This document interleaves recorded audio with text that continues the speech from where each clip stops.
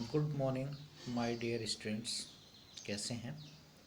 आज मैं आप लोगों को बीएड पार्ट 2 का एक इम्पॉर्टेंट टॉपिक सीसी को समझाऊंगा कि सीसी क्या है, इसकी आवश्यकता क्यों पड़ी, ये कब हमारे देश में शुरू किया गया।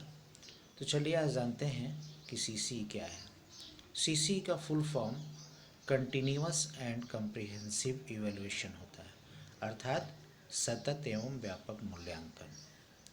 आइए जानते हैं कि इसकी आवश्यकता हमें क्यों पड़ी, क्यों महसूस हुई।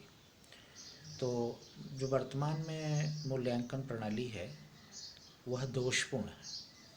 क्यों दोषपूर्ण है? क्योंकि मूल्यांकन हमारे यहाँ छमाही या वार्षिक होता है। इस दौरान काफ़ी समय का अंतराल होता है। छात्र जो विषय वस्तु पढ़े होते हैं वो धीरे धीरे इस समय अंतराल में भूलने लगते हैं।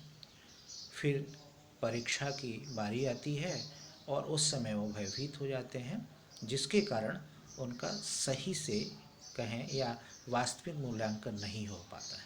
कभी कभी ये भी देखने में आता है कि बच्चे वर्ष भर अच्छा प्रदर्शन करते हैं, लेकिन परीक्षा के समय में किसी कारणवश उनका प्रदर्शन अच्छा नहीं हो पाता है और उसके ही आधार पर हम उनका आकलन कर बैठते हैं। इसी दोष को दूर करने के लिए इस सतत एवं व्यापक एवेल्युएशन यानी मूल्यांकन की आवश्यकता हुई। यह मूल्यांकन हमारे देश भारत में 2009 में शुरू किया गया। वास्तव में यह मूल्यांकन राज्य सरकारों के तथा केंद्रीय माध्यमिक बोर्ड के स्कूलों के लिए लागू किया गया, जो कक्षा 6 से 10 तक किया जाता है। कहीं कहीं पर यह मूल्यांकन आपका 12वीं तक किया जाता है। आइए अब जानते हैं कि सतत और व्यापक मूल्यांकन क्या है। तो सतत एवं व्यापक मूल्यांकन दो शब्दों से मिलकर बना है, सतत और व्यापक। तो आइए सबसे पहले हम जानते हैं कि सतत मूल्यांकन क्या है।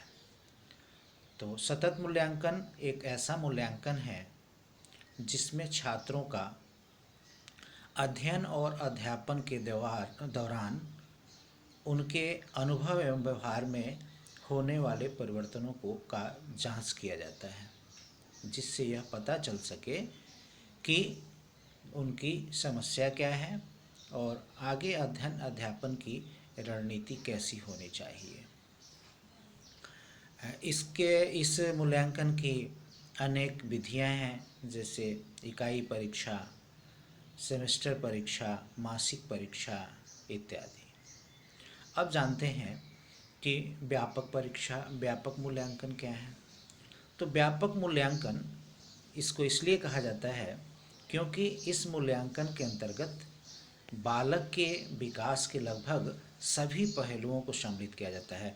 किसी भी पहलू को हम ओवरलुक नहीं करते हैं, माने अंतर्ध्यान नहीं करते हैं। यानी उनका विकास के जो जो पहलू हैं उनका हम उसको सम्मिलित करते हैं, उसका अध्ययन करते हैं और उसके बारे में जानकारी प्राप्त करते हैं। इसलिए इसे व्यापक मूल्यांकन कहते हैं। अब चलिए इस प्रकार अगर हम देखें कि सतत और व्यापक मूल्यांकन क्या है, तो हम कह सकते हैं कि सतत एवं व्यापक मूल्यांकन एक विकास की निरंतर चलने वाली प्रक्रिया है, जिसमें छात्रों के विकास के लगभग सभी पहलुओं को सम्मिलित किया जाता है।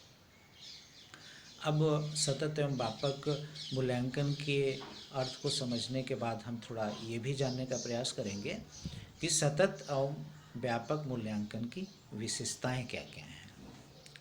तो सतत एवं मूल्यांकन की पहली विशेषता है कि सतत एवं व्यापक मूल्यांकन छात्रों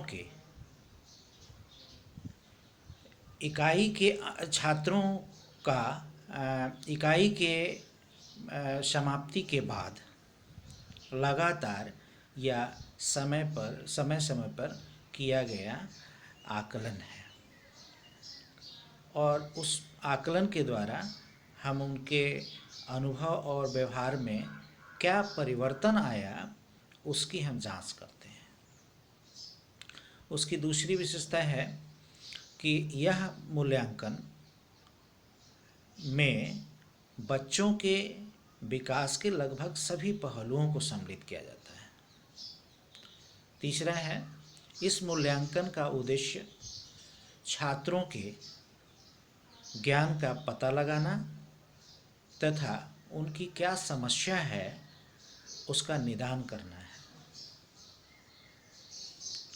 चौथा विशेषता है कि इस मूल्यांकन में, या यूँ कहें कि यह मूल्यांकन शिक्षकों को शिक्षण की भावी रणनीतियों को बनाने में भी मदद करता है।